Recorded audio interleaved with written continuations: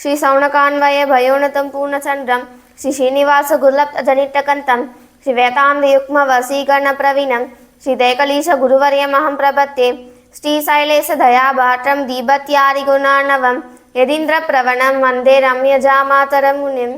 முதல் பாசுரம் முதல் இந்த 5ஆம் பாசுரம் வரை தாயார் கிருஷ்ண அனுபவத்தின் பலன்களை கூறுகின்றார். 6ஆம் பாசுரம் முதல் 15ஆம் பாசுரம் வரை இந்த கிருஷ்ண அனுபவத்துக்கு உறுதுணையாக இருப்பவர்களை கூறுகின்றார், அதாவது சக காரியங்களை கூறுகின்றார். இதற்கு என்ன அர்த்தம் என்றால், தாயார் இந்த கிருஷ்ண அனுபவத்திற்கு தாயாருக்கு உறுதுணையாக இருப்பவர்களை கூறுகின்றார், அதாவது 5 லட்ச குடியிலிருக்கும் கோபிகைகளை கூறுகின்றார். எப்படி என்றால், காற்றாற்று வெள்ளத்தில் நாம் நீராடினோமே என்றால் நாம் துணை தேடுவோம். ஏனென்றால் நாம் சுழலில் மாட்டிக்கொண்டால் நம்மை காப்பாற்ற வேண்டும் என்பதற்காக. அதே போன்று பகவானான ஸ்ரீமன் நாராயணன் என்கின்ற காற்றாற்று வெள்ளத்தை நாம் அடைகின்றோம் என்றால் நாம் தனியாக செல்லக்கூடாது. நாம் தனியாக சென்றோமேயானால் சுவாதந்திரியம் என்கின்ற குணத்திற்கு நாம் ஆளாகி விடுவோம்.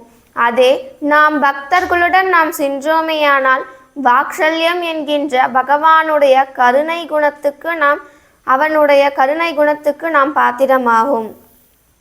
அதே போன்று நாம் ஒரு யானையை சந்திக்கின்றோம் என்றால் நாம் தனியாக சென்றோமேயானால் அந்த யானை நம்மை வதைத்துவிடும்.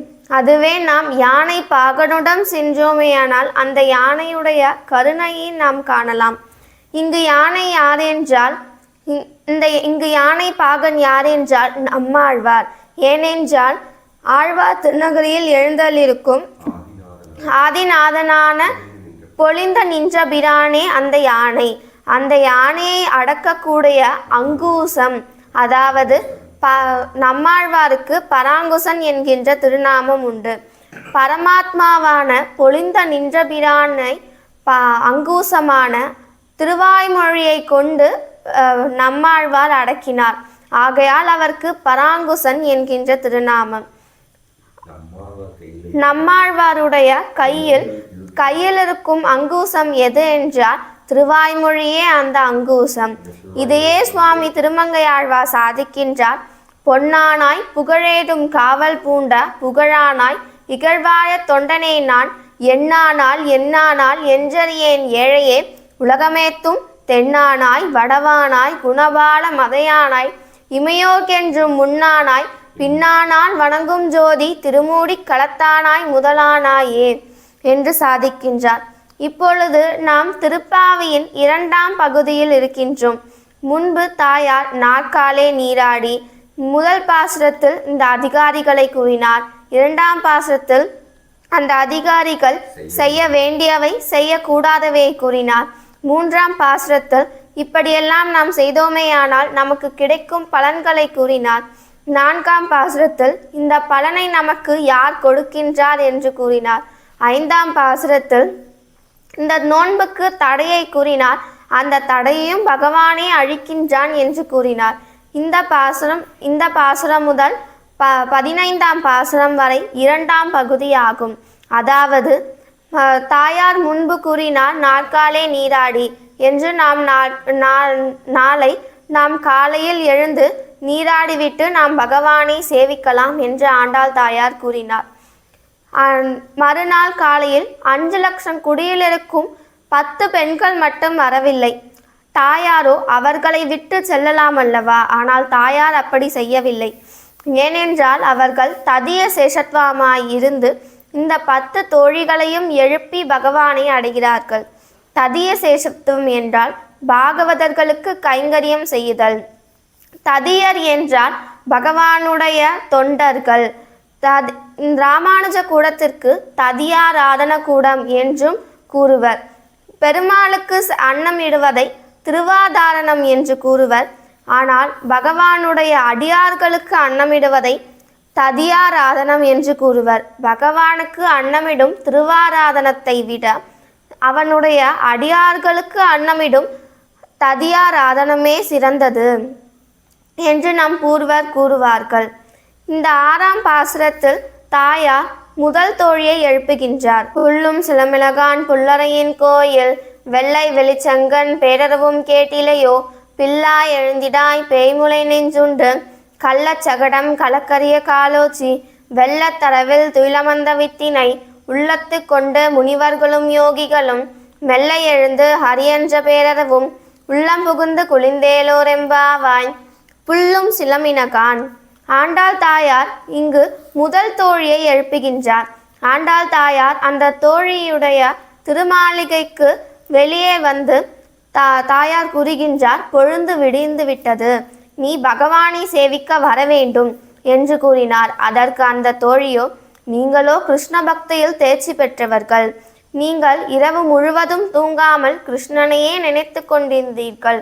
ஆகையால் நீங்கள் பொழுது விடிந்துவிட்டது என்று நினைத்து இப்பொழுது என்னிடம் வந்து கூறுகின்றீர்கள், இன்னும் பொழுது விடியவில்லை என்று அந்த பெண் கூறினார். அதற்கு தாயார் கூறுகின்றார், நான் பொழுது விடிந்ததற்கான சில அடையாளங்களை கூறுகின்றேன் என்று கூறுகின்றார். புல்லும் சிலம்பினகான். புல்லும் என்றால் இங்கிருக்கும் பறவை இனங்கள் அதற்கு தேவையான இரைகளை தேட கிளம்பிவிட்டதாம், அதை நீ பார் என்று கூறுகின்றார். புல்லும் சிலம்பினகான். புல்லறையின் கோயில். புல்லறையன் என்றால் கருடாழ்வாருடைய தலைவன். புல் என்றால் கருடாழ்வார். கருடாழ்வாருடைய தலைவனான பகவானுடைய அதாவது ஸ்ரீமன் நாராயணனுடைய கோவிலில் வெள்ளை வெளிச்செங்கன் தூய்மையான வெண்மையான சங்கநாதம் ஒலிக்கின்றது. பகவானுக்கு திருப்பள்ளி எழுச்சி பாடும் சங்கநாதம் ஒலிக்கின்றது. அந்த பேரதமும் உனக்கு கேட்கலையா என்று ஆண்டாள் தாயார் கூறுகின்றார். புல்லறையின் கோயில். இங்கு புல்லறையின் கோயில் யாரென்றால் காஞ்சிபுரத்தில் எழுந்தளிருக்கும் பகவான் அதாவது வரதராஜர் ஆகும். புல்லறையின் கோயிலில் வெள்ளை வெளிச்சங்கன் பேரதமும் கேட்டிலையோ, அப்படிப்பட்ட பகவானுடைய கோயிலில் சங்கநாதமும் உனக்கு கேட்கவில்லையா என்று தாயார் கூறுகின்றார். பில்லாய்.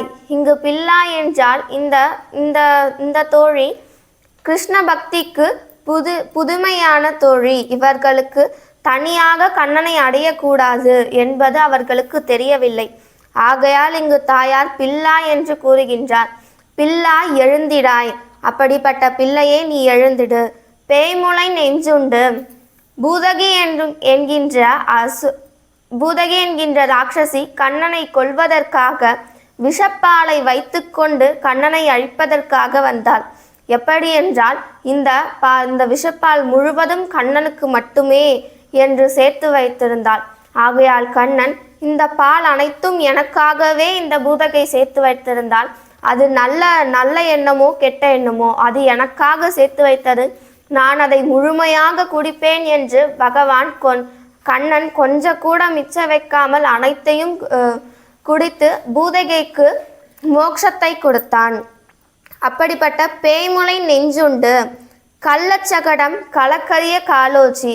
இங்க கள்ளச்சகடம் என்றால் பொய்யான சக்கர வடிவை உடைய அசுரன், அதாவது சகடாசுரன் கண்ணனை அழிக்க வேண்டும் என்று ஒரு பொய்யான உருவமான சக்கர வடிவில் வந்து கண்ணனை அழிக்க வந்தான். கண்ணன் குழந்தையாக தொட்டிலில் படுத்து கொண்டிருந்தான். அப்பொழுது கண்ணன் தன்னுடைய பிஞ்சு காலாலே அவனை எட்டி உடைத்து சாகடித்தான். நம்மை அனைவரும் காப்பது பகவானுடைய திருவடி, ஆனால் பகவானையே காப்பது அவனுடைய திருவடிதான். பகவானை காட்டிலும் அவனுடைய திருவடிக்கு ஏற்றம். துயரறு சுடரடி. நம்முடைய துயர அனைத்தையும் இந்த துயரறு சுடரடியான வரதராஜர் போக்குவார் என்று கூறுகின்றார். கள்ளச்சகடம் கலக்கரிய காலோசி. அப்படிப்பட்ட காலினால் அந்த சகடாசுரனை அழித்தான். வெள்ளத்தரையில் துயிலமந்த வித்தினை. வெண்மையான பாம்பில் படுத்திருக்கும் பகவானை கூறுகின்றார். இந்த பகவான் எப்படிப்பட்டவன் என்றால் வித்தாகும், அதாவது இந்த பூமிக்கே வித்தாக இருக்கும் பகவானை கூறுகின்றார். இந்த பகவான் தூங்கிக் கொண்டில்லை, இந்த உலகத்தை காக்கும் பொருட்டு கண்களை மூடிக்கொண்டு ஜபத்தில் இருக்கின்றானாம். உள்ளத்து கொண்டு முனிவர்களும் யோகிகளும். இப்படிப்பட்ட முனிவர்களும் யோகிகளும் மெல்ல எழுந்து ஹரியென்ற பேரறவும். அவர்கள் மெல்லமாக எழுந்து ஹரி ஹரி என்று பேரறவமிட்டு எழுந்திருக்கிறார்கள், அது உனக்கு கேட்கவில்லையா என்று கூறுகின்றார்.